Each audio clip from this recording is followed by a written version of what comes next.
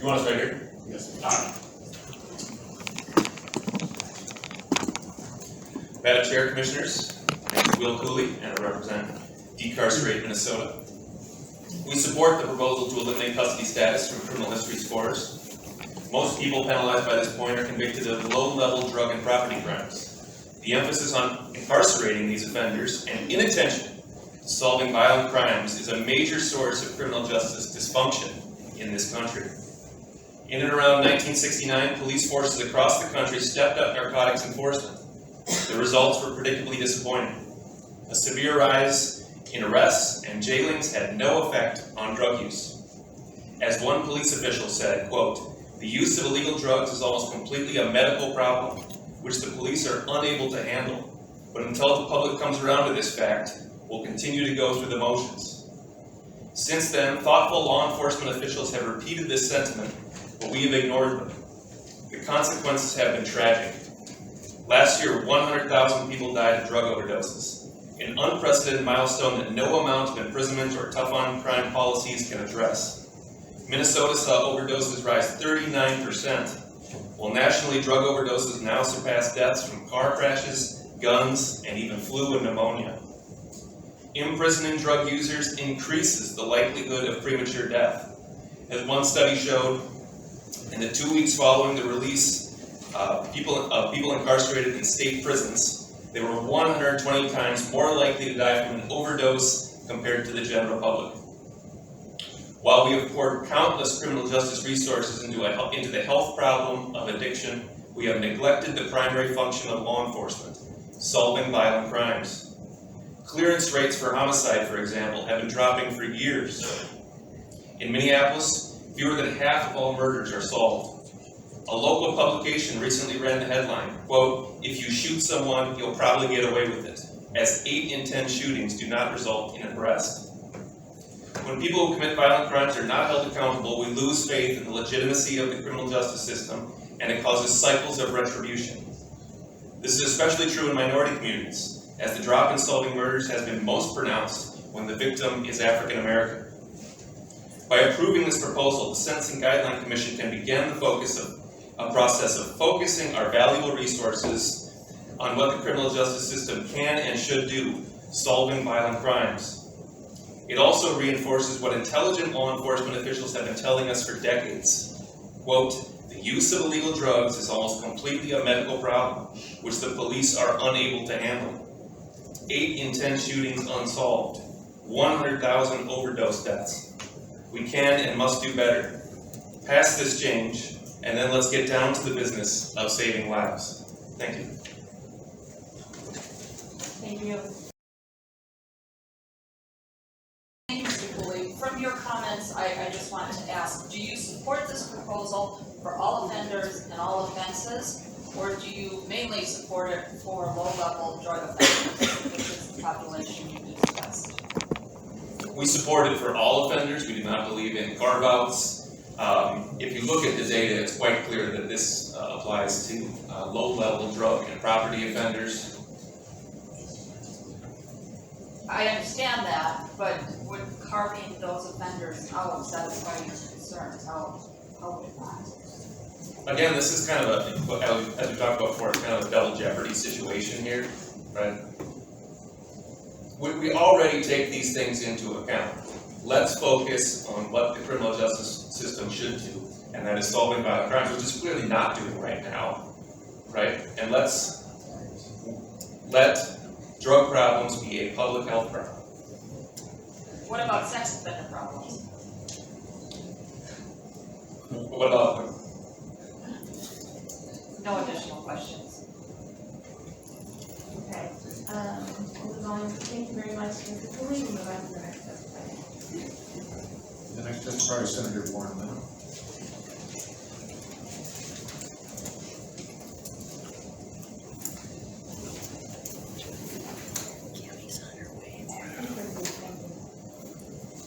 Please proceed, go ahead. Oh, thank you, Madam Chair.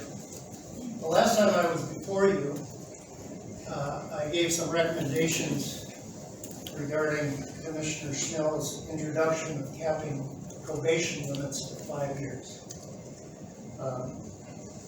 Now we're back again on a new modification, and you're seeking advice. I opened my comments last time by stating, how does it feel to be a de facto legislator?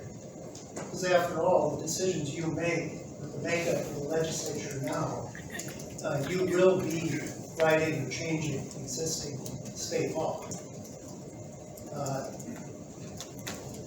Despite the fact that you don't have an election certificate, the difference between you and I when we make public policy decisions is that I, as a legislator, are accountable to the public. I have an election, and I have to justify my decisions during my legislative term, and you do not. You have a little bit more flexibility, but nevertheless, we as a state have to live with your decision. And the public really doesn't have a lot to say except for those who come to this microphone during these few days. One of the references that I wanted to come here to you today was that I wanted to address this issue. And I'm very concerned about it. During the course of the discussions that we've had, the comments that I've heard from the newspapers, the background that's going on in the public, I hope we're not tone deaf to what's really happening to our citizens in Minnesota. We are experiencing record increases in violent crime, in theft of cars, and hijackings. It's spreading. It was started kind of in the urban cores of our cities, and now it's spreading in the suburbs, as well as population centers around the state. This proposal seems to be, to me, going in the direction of going soft on crime. And I'm concerned about that. I'm concerned about it because, quite honestly, we have a number of things happening, and it's not just a short-term spike in crime. I wanted to read to you a few statistics of what's been going on in the year 2020. And these statistics are coming from the BCA. They do an annual report. Minnesota reported over a 16% increase in violent crime in 2020. 185 murders in 2020 in Minnesota compared to 117 the year before. That's 58% increase. We have a rising criminal tide in this country, and it's right here in Minnesota as well. And I'm rather surprised that we're having a discussion about limiting and lessening the criminal sentences on criminals at the very same time that our public is suffering from the hands of those who want to persecute them on the streets of our innocent citizens. Motor vehicle theft rose 19% in 2020, and we know for a fact that it's exceeding that this year. Reports of robberies were up 26%. Aggravated assaults increased 22%. The value of property stolen topped $216 million, 54% increase. And the report on assaults on police officers increased by 62%. And yet we have a discussion following your previous discussion about shortening probation times down to a maximum of 5 years. And now we're going one more step and lessening the point system on those who have committed crime while they're on probation. We call it probation for a reason. It's a time period to test whether or not a felon who has been released from prison has the fortitude to be crime-free during that probation time. And if they commit a crime during that time, then the courts have an opportunity to respond. They have an opportunity to respond through hearings, through charges. You can send them back to prison. We allow a certain degree of discretion on the part of the judge, and that half a point system is directly tied to that discretionary power. Senator Limmner, you have to ask you to wrap up. You take your 5 minutes. My comments are almost done, Madam Chair. Thank you for that opportunity. The justification, the only justification I have heard is that it's going to save money. Commissioner Schell made a comment in the local newspaper, $630 million. I have to remind people that this would potentially free up 536 prison beds. 536 prisoners, instead of being in prison, would be on the streets in Minnesota. And I think that's vitally important for us to realize. If they're not in prison, they're going to be in a neighborhood near you, and they're going to be released early. I think that's vitally important for the public to understand that, and I hope, with all sincerity, they can reconsider this proposal and not allow it to continue. This is not the time for criminal justice gone wild. This is a time when we protect the public safety of our citizens. Senator Limmner, I have a question for you. Would you agree with our longstanding principle in Minnesota that we want to reserve our prison space for the more serious criminal offenses? Is that correct? Madam Chair, since about 1980, the state of Minnesota has reduced its prison sentences quite a bit. We don't rely on prison as other states do. We rely on probation. And because of that, historically, our probation periods have been slightly longer periods of time on that supervised release period in a felon's life. Because first, Well, I'm sorry, I don't mean to interrupt, I'm not asking about probation terms. I'm just asking a question if you agree with the policy that we've long had, that our prisons are reserved for more serious offenses. Madam Chair, I do agree with the current policy of the state of Minnesota, limiting prison sentences to those who are the very worst, the ones who are the most threatening to the public. I'm concerned that we may be lessening those criminal sentences for those very same felons. Have you reviewed the research that the Commission has produced that shows that most people who are receiving the custody status point are actually low-level drug and property offenders, not the people that we typically want to use our prisons for? Madam Chair, it's my understanding if you would reduce that half point, it causes a ripple effect through your grid. And that ripple effect reduces criminal sentences across the board. I'm concerned about that. Thank you. Does any other Commission member have a question? Commissioner Estrada? Thank you, Senator, for your comments. I think I speak to the whole Commission here that, public safety, we need to have public safety at the forefront of our mind.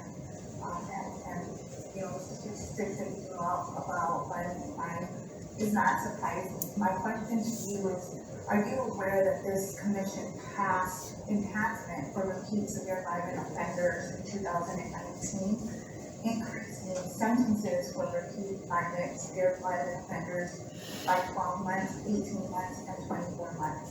And that would remain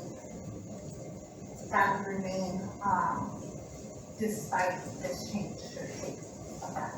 So it looks like Senator Limmner we're having a little difficulty hearing you here, so I'll repeat the question. What she asked was, are you aware that this Commission did enact a severe violent offender enhancement in 2019 that increases sentences by 12, 18, or 24 months for people who have repeat violent offenses? And that remains in place after this. I vaguely remember that, Madam Chair. All right. Thank you. Any other questions? Okay, thank you so much for your testimony. We'll move on to the next testifier. Madam Chair, the next testifier is in person, it's Kelly Janson.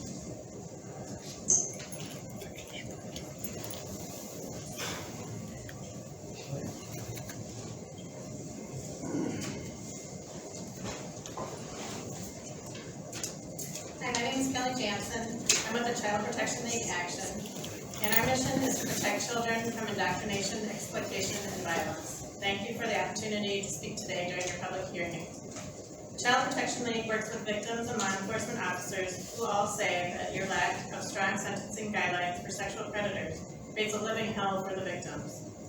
Our current guidelines are already so weak that almost 90% of predators convicted of possessing, distributing, and producing images and videos of the rape, torture, and defilement of children get probation only.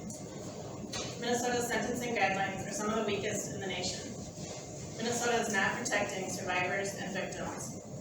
We are developing a reputation for being a sanctuary state for criminals. Which is why we are appalled that your newest proposals are focused on saving money by reducing the prison bed population by 536. Those in Minnesota convicted of sexual abuse crimes against the most vulnerable, our children, are criminals of the worst kind. Yet the vast majority of them get out with probation only and consistently reoffend while on probation.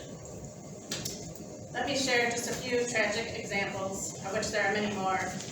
Jacob Kinn from Bemidji. He was convicted for possession of child sexual abuse material.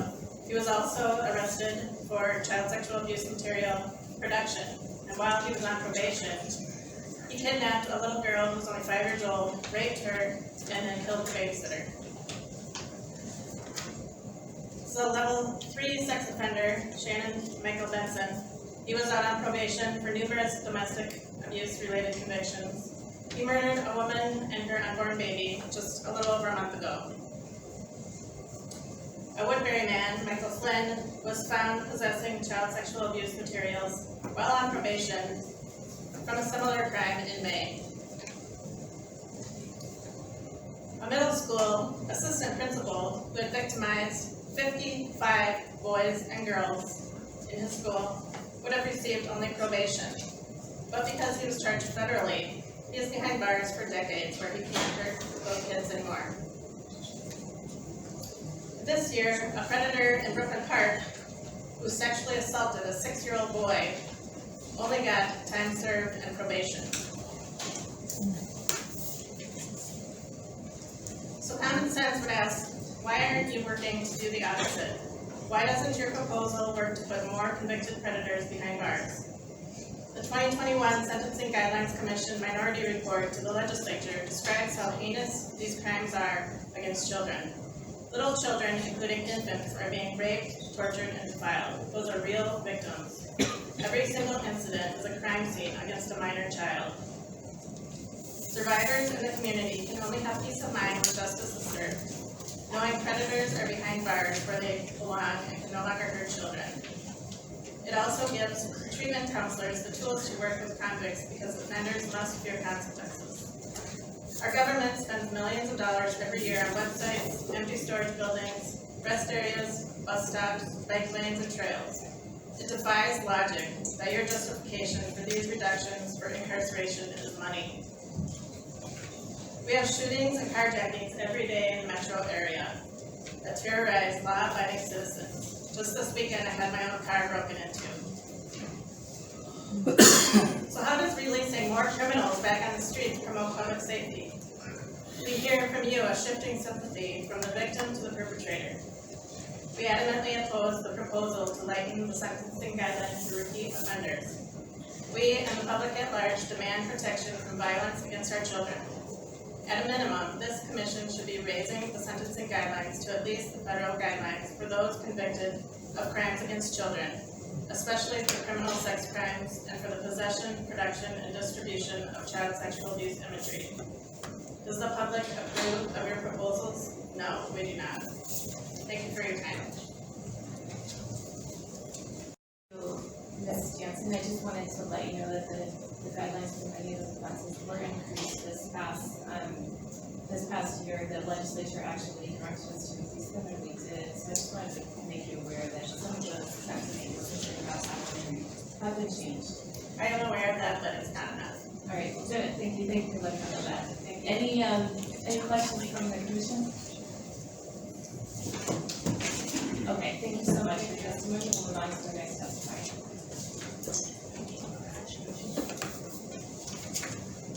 The next testifier is Willis Krumholz.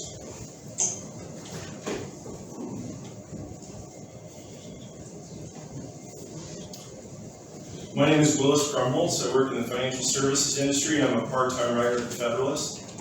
I began covering Minnesota's treatment of child predators in 2019. Because of this reporting, I'm here to ask the MSGC to not repeal the custody status point section when it comes to sex crimes, especially crimes involving children. In other words, if the MSGC is to move forward with this change, it should make a specific carve-out for repeat sex offenders. These crimes against children go often undetected. Generally, prosecutions are low relative to criminality in Minnesota. The MSGC's own report shows that, adjusting for population, prosecutions for sex crimes against children are even lower in our state than other states. Predators who commit these crimes are also highly likely to be repeat offenders. Generally, I support criminal justice reform, especially when it comes to nonviolent drug crimes, which disproportionately impact working class and Black Americans. But the category of crimes involving sex offenses, especially against children, is completely different. If a predator is caught a second time, given it is hard to catch predator relative to other lesser forms of criminality in the first place, this is a textbook case where the system must punish the predator more harshly to keep the predator off the streets, to keep children safe. Our state is already extremely lenient on child predators to a degree that is extremely troubling. In 2016, a report found that for criminal sexual conduct where a child victim was 12 years old or younger, probation was given out at least 50% of the time and close to 60% of the time in more populous counties. In Washington County, probation in these cases was given out almost 60% of the time. Only John Choi's Ramsey County stands out in a positive way, where probation is given only 40% of the time. Keep in mind that these are actual contact crimes against children. Roughly 85% of the predators in that study caught trading in and possessing child rape and torture videos received probation in Minnesota. In Hennepin County, that was 93%, in Washington County, 97%. Studies ignored by the MSGC in its latest report on this matter show that the majority of the predators viewing child rape and child abuse imagery are also contact offenders, and certainly 100% of these offenders are active threats to children around them. The MSGC report, released in early 2021, confirmed these overall statistics, finding that Minnesota was probably the most lax state in the nation when it came to punishing child predators. The MSGC admitted that even when comparing Minnesota to the states that the MSGC cherry-picked to compare against, Minnesota is the only state where the sentencing guidelines recommends probation, not prison, for offenders who are in possession of a collection of child sexual abuse imagery. But by falsely claiming internet offenders have low recidivism, the MSG majority didn't act to increase penalties on persons viewing child rape imagery. The MSGC in early 2021 only acted, finally, to presume prison for persons producing child rape or abuse imagery with a child under the age of 13. Let that sink in. The legislature stepped in this year and finally presumed prison for disseminating child rape and abuse imagery when the predator is a repeat offender or if the victim in the images or videos is under the age of 13. The problem here is that the lesser crime of possession, which again involves predators with collections of infant and toddler rape videos and images, still results in probation. Prosecutors can charge either possession or dissemination for each predator they encounter, and Minnesota vastly overuses charges of possession. For example, Oregon charged possession 92 times and dissemination or distribution 260 times in the period examined by the MSGC report, while Minnesota charged possession 427 times and dissemination only 32 times. In plain math, that means that the last 5 years of data is indicative on a go-forward basis. The new bill would potentially affect roughly 4% of the convictions for trading in child sexual abuse imagery, resulting in at most 20 more predators being given short prison sentences during the next 5 years. More than 80% of predators would still receive probation. This is a stand on both the legislature and the MSGC. Instead of going easy on criminality, the MSGC should be working with the legislature to, for example, get Minnesota prosecutors to begin charging enhanced dissemination, resulting in prison, on levels comparable with other states. Or fight to get more convictions of predators in a CSC case when the child is under 13, including by making exceptions for the requirement to have the child face the predator in a courtroom. And by the way, this could be done or should be done for all sex crime cases. If the MSGC moves forward today without carving out an exception for child predation or sex crimes generally, it will be another step in Minnesota's sad history of downplaying and nearly decriminalizing these crimes. Thank you. Thank you. Does anyone have a question for our testifier, Mr. Krumholz? All right. Thank you very much for your time. On the next testifier. Next testifier is Robert Small.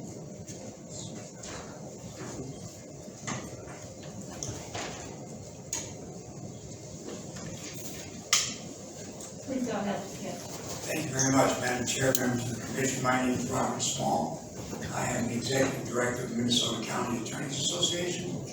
I am here on behalf of our 87 county attorneys and their hundreds of assistants to voice our strong opposition to the current proposal to eliminate any additional or heightened consequence for an offender that is under some type of supervision for a prior criminal offense when the offender commits a new offense.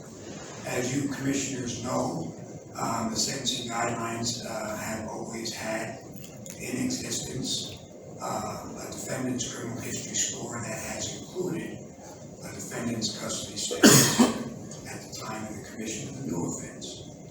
So if that defendant was under some type of supervision for a prior offense when he or she committed a new offense, 1 point would be added, and could be 2 points for sex offenses.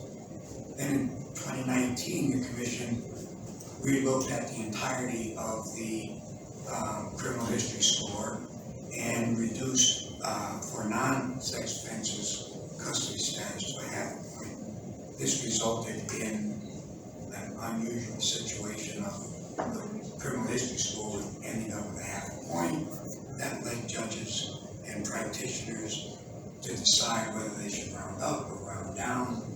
That resulted in inconsistency in application and unfairness, and the commission wanted to do something about it. What the commission did from the county attorney's perspective is took the drastic approach of entirely eliminating custody consideration of an offender's custody status at the time a new offense was committed. From a public safety perspective, from a fairness perspective, our county attorneys favor the proposal that is not before the commission today.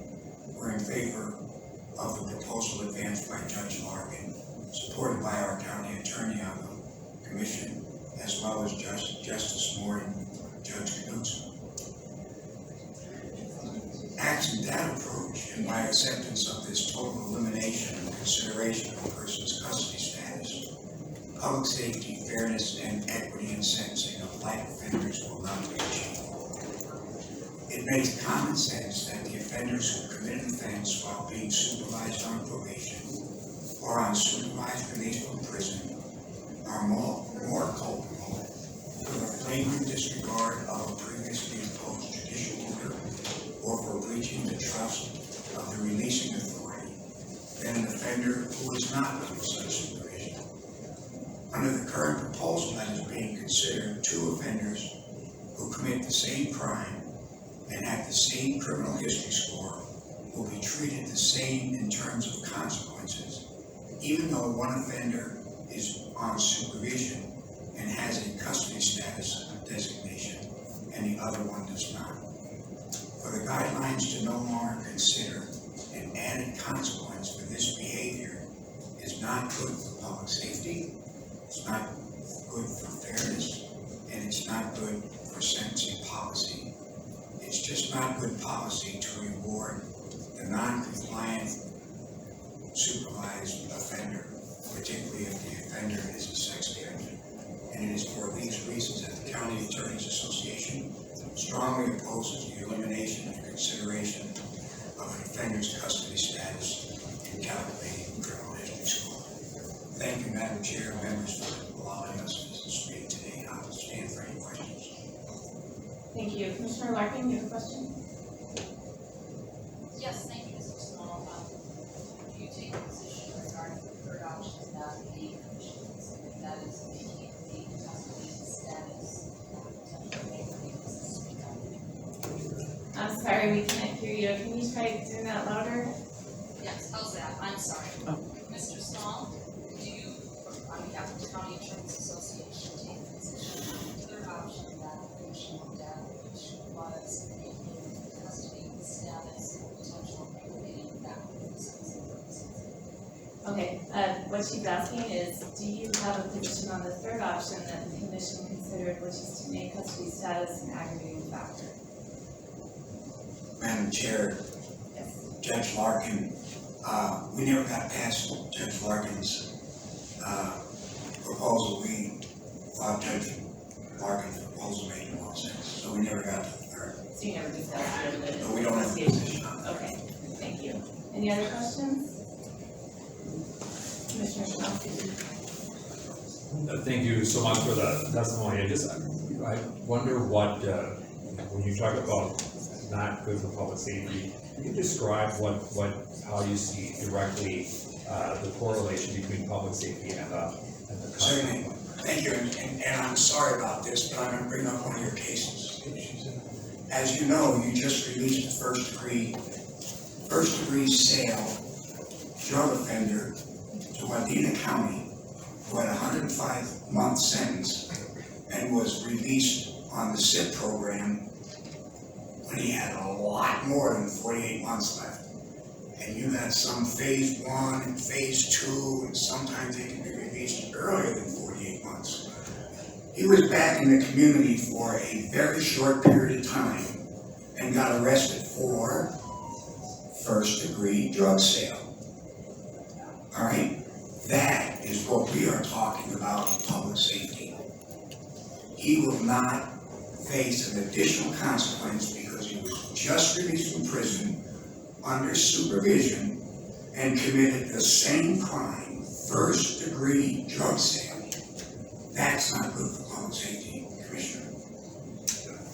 And I appreciate that, Mr. Small. I would say though that, would you agree that he will face a consequence for the violation based on his underlying offense? Yes, he will, but he will face the same consequence as someone who is not under supervision. That doesn't make good common sense, and it doesn't make sense for public safety. He ought to face greater consequences because he was under supervision, supposedly remaining law-abiding, and what did he do? He went out and went into the community and sold drugs. That's not good public safety, Commissioner, I'm sorry. And I think I would absolutely agree that his violation of that release is not acceptable. It's not okay. But I also, just want to make sure we agree that he will face consequences for being revoked. In fact, the legislature carves out specifically for that program a response, which is a bit different than some of the cases we might have. I'm not critical, Commissioner, of the fact that he was qualified for the program. That wasn't the purpose. The purpose, when you asked me about public safety, that's an example of the impact of public safety, and that person was under supervision and ought to have a consequence for that. Under this proposal, he does not have that consequence. He's got the consequence that the same thing would happen to a first degree who's not under supervision. That doesn't make sense to us. Thank you. Any other questions? Commissioner Estrada, try to speak as loudly as you can. Thank you. I'll try. Hi, Judge Small. Hi. Thank you for the testimony today. Are you aware of the different types of supervision that there is, not only what's written in guidelines in terms of flow and additional leave supervision, but how probation departments around the state keep with supervision? Some people are not supervised or actively supervised. Some people are on probation to the courts. Some people are on low risk and don't have a one-on-one treatment, but they're more group reporting and not administer the services that they need. And then those people are also getting the custody status. Were you able to hear that, or you want me to? I think I've got it. Okay, go ahead. Madam Chair, Commissioner Estrada, thank you very much for the question. I am aware of that. And to me and to the county attorneys, it doesn't make a difference. The fact that there's supervision means that there are conditions. And the condition is don't commit another crime. And so whether or not the person is actually being supervised by daily contact, weekly contact, monthly contact, the person is supposed to remain law-abiding. The person is not remaining law-abiding. The person ought to have a consequence for that. So thank you for the question. I hope I've answered it. Any other questions? All right, thank you for your testimony. Thank you very much, Madam Chair. Madam Chair, I was approached by Representative Neu Brindley. She says she has a 2:00 meeting and request to testify on the board. Do you consent to that? I am here. Oh, she already left? Nope. Oh, no, she's here. Yes, we will go ahead, please, approach the chair bench. Please go ahead. Thank you, Madam Chair, and thank you for the latitude in allowing me to speak earlier. As you know, we're all very busy around here and trying to make our many meetings. But thank you, and I appreciate the opportunity to offer public comment.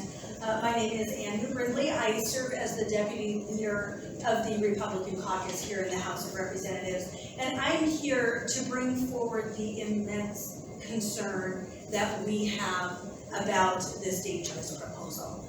Earlier this month, over 50 members of our caucus sent a letter to the Commission, and I want to echo some of the concerns that we raised in that letter in my testimony today. First and foremost, Minnesotans are not asking you to do this.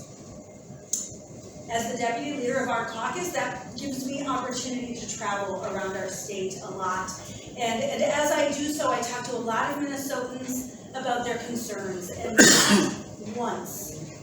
not once have I heard them asking for the state to reduce sentences for repeat criminals.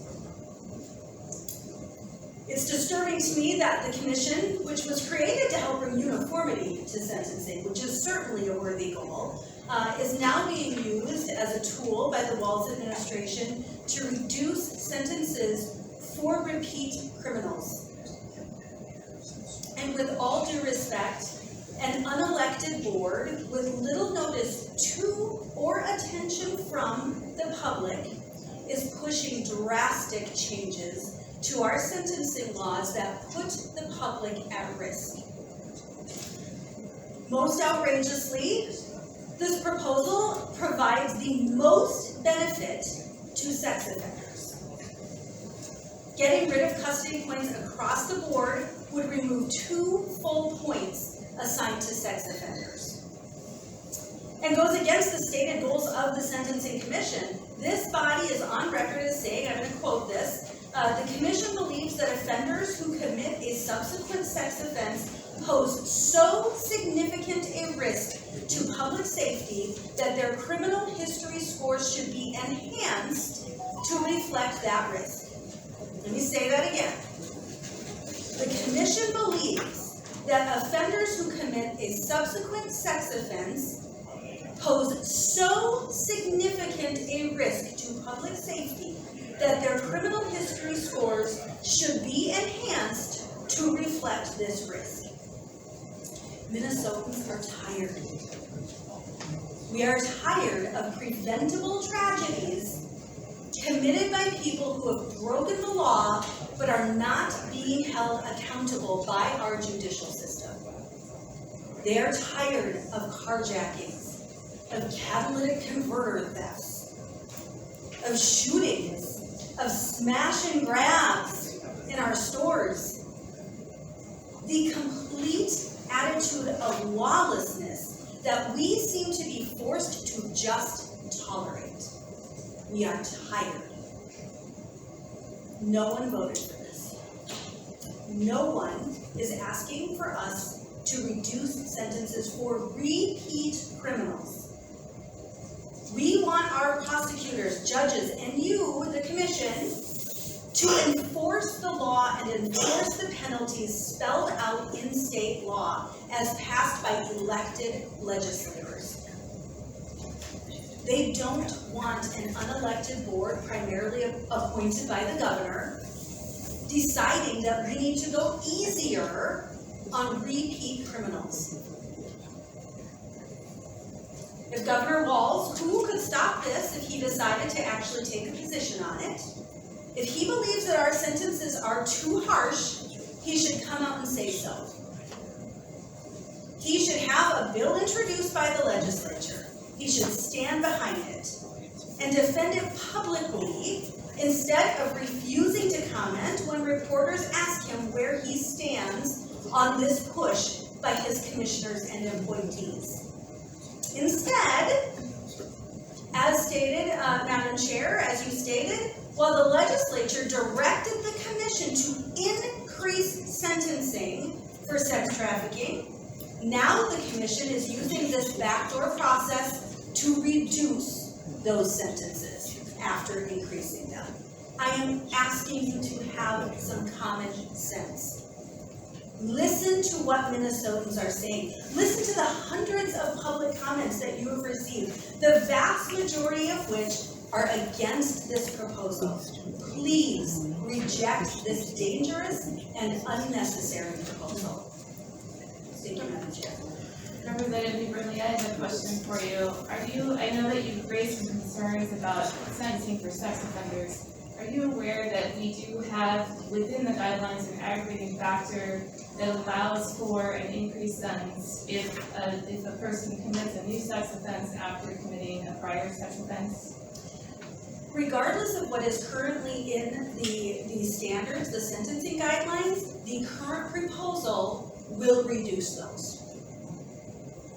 I will say that the aggravating factor will allow the person to go up to the stat max if that's what they deem appropriate. So it's actually a more powerful tool than the custody status proposal that's in our guidelines that we're proposing to reduce right Well, now. with all due respect, the proposal automatically reduces sentencing. So I understand that there is some leeway there for the judges, but the sentencing guidelines is proposing a position to, off the bat, reduce those that sentencing guideline.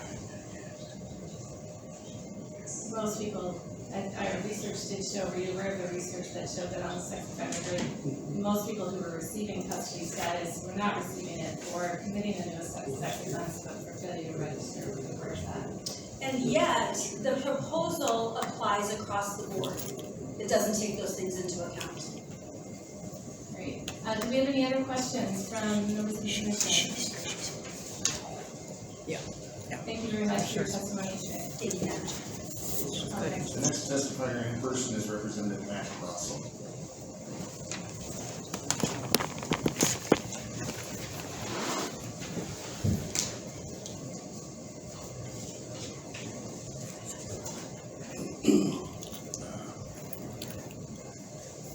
Thank you, Madam Chair, and committee members for allowing me to give my public testimony.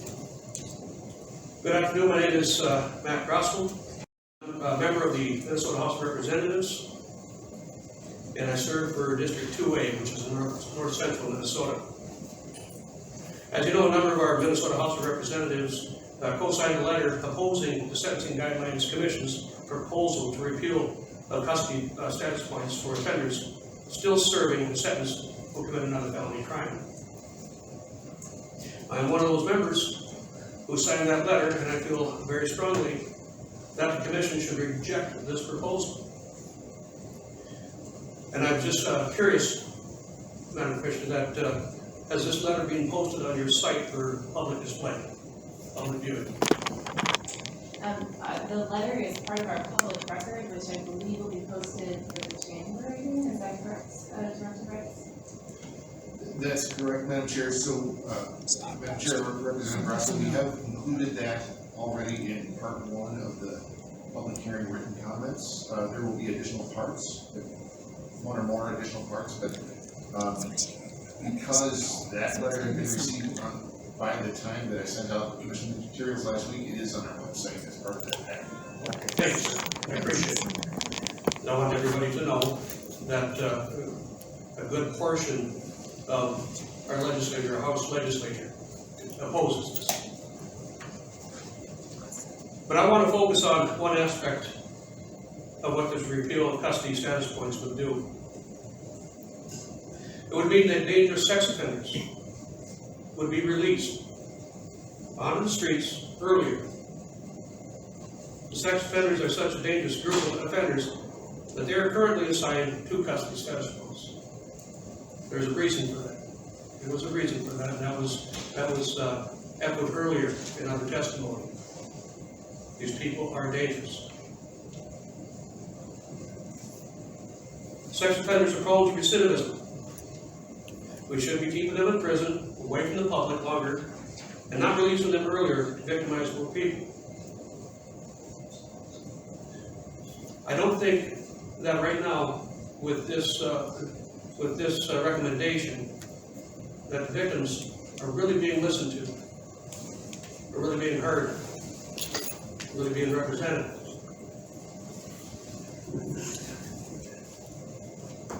I spent a career in law enforcement and worked closely with professionals who investigate sex and child pornography crimes. The victims of these crimes have scars that will be with them for the rest of their lives. A lot of them will be looking over their shoulders, wondering who will recognize me. You need to listen to the victims. You need to better represent them in this. You've also heard testimony earlier of the violent crime rate increase in Minnesota.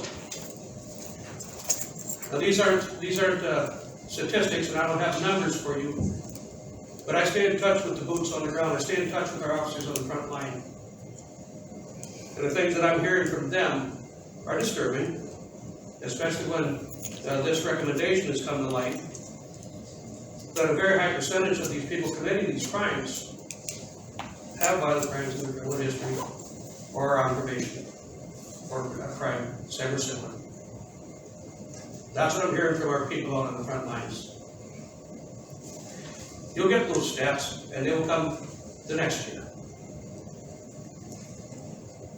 As many of you know, when the Commission was considering the re-ranking of child pornography offenses last year, I sent a letter asking the Commission to re-rank child pornography, possession, and distribution of presumptive sentences on a sex offender sentencing grid, higher than what the Commission eventually adopted.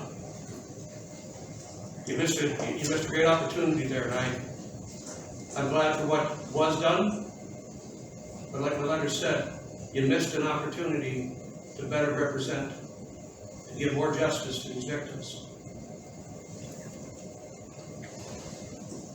These people are not just casual viewers of child rape, torture, sexual abuse, video and imagery. It's not pornography. That's not pornography.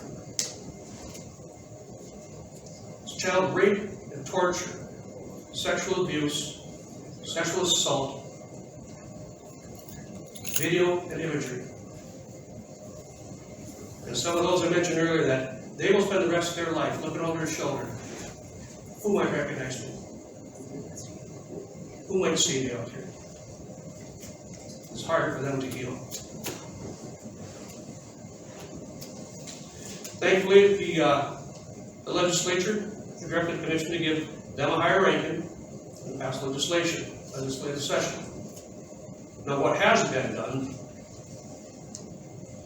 as far as presumed sentence for dissemination, presumed sentence for production,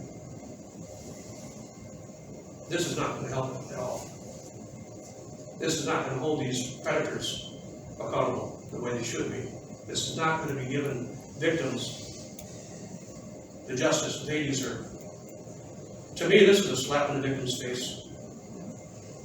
The legislature also... I'm going to have to ask you to wrap it up. I'll wrap it up. I'm just about to the end of it. Thank you. The legislature also directed the Sentencing Guidelines Commission to re-rank sex trafficking in sentences to reflect increased penalties.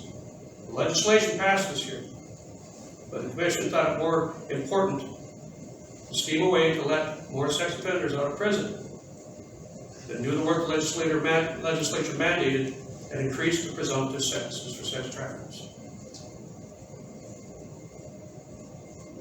We ask for direction. The legislature does its job. You got to do yours too to help us and protect the state, to protect the citizens.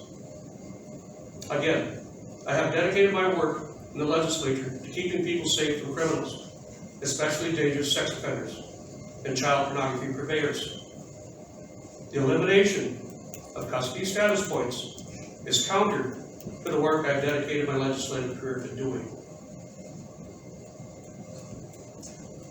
I urge the Commission to think about the victims. Think about the victims. I'm talking from toddler to infant to teenagers to adults. They didn't ask for it. They were victims. And reject this proposal. Thank you. All right, so Director Rice wants to correct what he said earlier. Thank you, Madam Chair. I apologize, Representative Grossell, I misspoke. That letter is not on our website yet. I did provide it to the commission members, but it will be posted on the website together with all of their meeting materials prior to the January 10th. Thank you. Part of our public record to pull all the public comments together and make this available, so I think that's why it's not up there. And the comment period closes next week. Before I let you go, is there anyone on the commission that has a question? Commissioner Moran. Hold it. Yeah, just pull the microphone. I would just like to say, as a victim of a violent serial rapist myself, I absolutely share your concern and your compassion for victims. And you're absolutely right in the sense that it is truly terrible to live a life looking over your shoulder without fear. That said, I have found personally that knowledge has been power in that healing process, and my question for you is your thoughts on,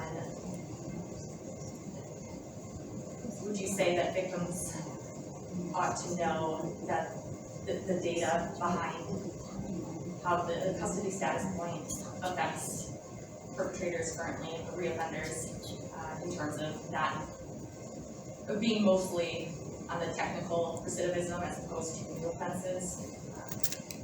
Do you think that's an important piece of information that victims ought to know? Is it work? Yes. Okay. Getting old, my eyes are getting shaky a little bit at a time. You know, it is important. It is important. But what I've asked for is to make sure that these predators, these types of violent crimes, do not let up on them. Do not go light on them.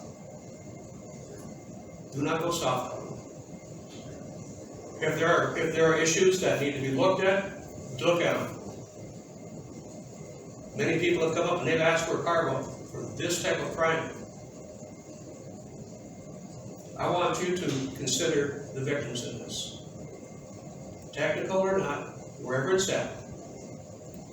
Right now, Minnesota is the lowest, one of the lowest for incarceration for child pornography crimes, child rape, torture, sexual abuse crimes. We're one of the lowest, one of the worst. We're tied. We're in a four-way tie with other states as far as lowest as far as incarceration. And the last year, we incarcerated less than the years before. So we are, as a legislature, we are as citizens, trying to make sure that those places, those prison cells, are reserved for those who should be there. I don't believe this recommendation is going to help us to accomplish that. Commissioner Schnell, do you have a question? Thank you, Representative Grossell. I want to go back a little bit to the comment, the thing that the chair had asked earlier about the use of the aggravating factor provision, which is currently in the guidelines and would remain in the guidelines, allowing for those cases where there has been a previous offense and a reoffense under these certain conditions to be to receive a sentence up to the statutory maximum, the legislative statutory maximum. You do not see that as a viable tool to address the concerns that you raised? Commissioner Schell, Judge Small spelled it out really good as far as all the county attorney's staff. If you have someone that's on probation and they commit another crime, a violent crime, there needs to be extra weight on that. There needs to be extra weight put on that. And I think that was, I guess, the question. Is the provision that is in guidelines today related to the sexual offenses that you're concerned about, and we all are concerned about, Is that provision not satisfactory in terms of addressing the court's ability to address these dangerous offenders to the fullest extent of the law up to the statutory maximum as established by the legislature? If you read these custody points in place, it'll do its job. You cut these custody points out, you're undercutting just you're undercutting your question. Thank you, Madam Chair. Thank you. Any other questions for President Grossell? Okay, seeing none, we will move on to the next testifier. Thank you again. And that's why I think we should make this look at the criminal justice court itself. I don't have on us, give us points in the paper. It ain't fair, it ain't right. Please do what you can. Thank you guys for The next listening. testifier in person is Look at that. She's on yours. She has the same as me.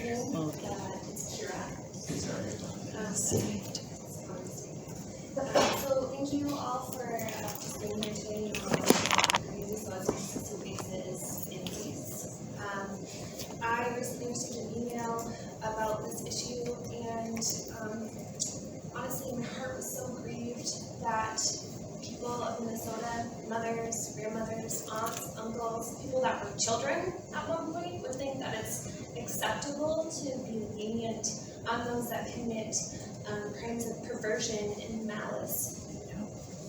That's what we are talking about. We're talking about policy that is addressing violent crimes on children, and it's not a light topic by any means. So a little bit of my history: I was a victim of abuse, sexual abuse as a child, and the desire for a person, an offender, a predator, to steal so much from that person, their identity, their confidence, their voice, it will dismantle a person. And I have spent the better half of my entire life growing from that pain, growing from that trauma. And it is not a small feat. It is not a small feat. I don't think each and every one of you truly understand the severity that it causes in a person's life for their personal boundaries, emotional, physical, mental boundaries to be broken so by another person. And we as adults, because that's what we are, right? It is our moral responsibility to stand up for the people that don't have the right to be here in this room right now. The children that don't have the right to stand here and speak for themselves, right? I'm a mother. And the idea of a person violating my child's personal space, I can tell you, and I know my heart, my reaction would be vengeful. And not one of us is good, right? Like, I'm not going to tell you that I've never done anything wrong, because that would be a lie, wouldn't it? Now, each and every one of you, we've all made mistakes, right? If my actions to avenge a predator's attack on my child was met with the severity of the law that it would be, why are we not also meeting that initial attack then with the utmost severity? Taking away the checks and balances, what I see from my perspective is that the commission wants to wash their hands of their part in it. All I see is that you want to say, you know what? You're on parole, but I'm not actually responsible for putting you on parole, so therefore your choices then are not a reflection of my reviewing the criteria or holding you to a standard, right? So I think it is so important that not only do we continue to keep this point system in place, but we need to address why the consequences for these violent actions are not all the more severe.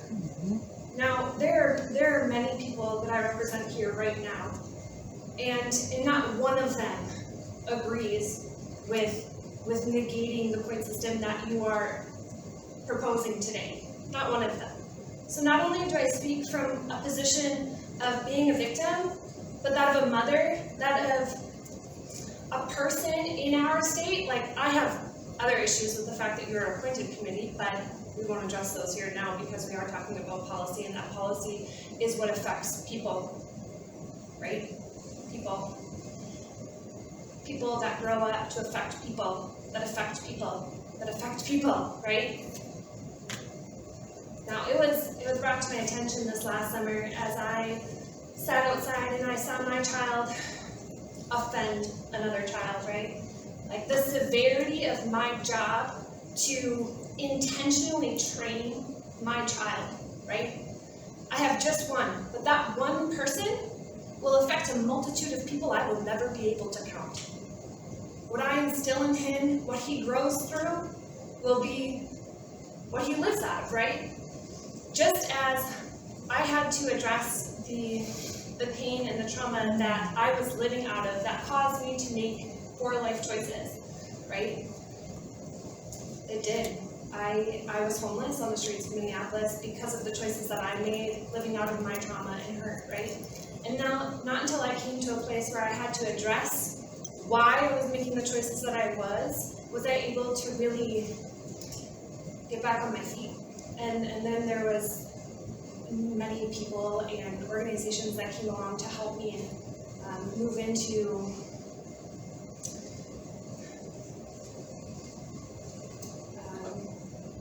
civilized living. So I just want to thank you all for being here and for taking the time to open your ears and, more importantly, open your hearts and really hear that this is wrong on so many levels. So many levels. So thank you.